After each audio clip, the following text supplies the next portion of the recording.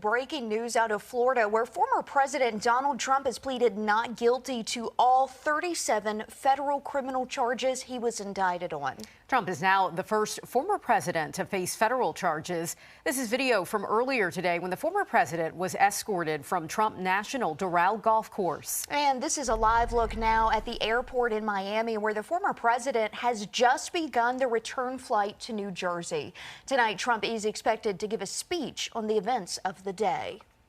And now the political fallout is growing after today's event, where the former president pled not guilty to those 37 federal criminal charges. From Capitol Hill to the campaign trail, Republicans are reacting, many still backing the former president, while some begin to break away and put the blame for Mr. Trump's legal troubles squarely on him.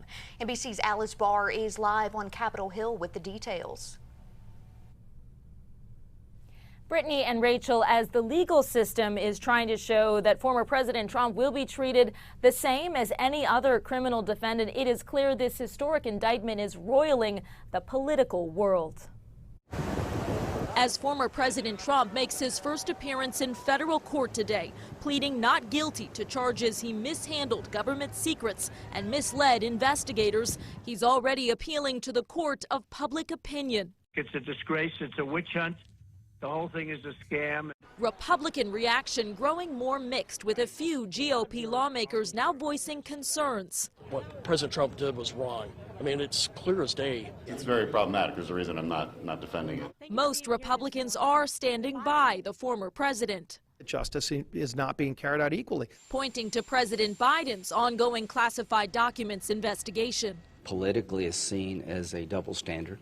Legal analysts stress that unlike Mr. Biden, Mr. Trump is accused of obstructing efforts to get the documents back. There is evidence that he acted willfully. That is, he knew what he was doing, and he even knew what he was doing was illegal. Former President Trump faces a 37-count indictment accusing him of storing highly classified national security documents haphazardly around Mar-a-Lago, showing them to people twice and concealing them from investigators.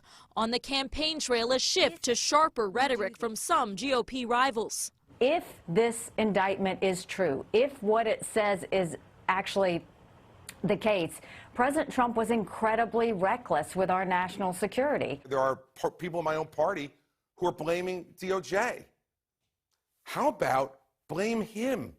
He did it. Others keeping up the pressure on the Republican frontrunner as the first federal indictment of a former U.S. president sends shockwaves through the 2024 race for the White House.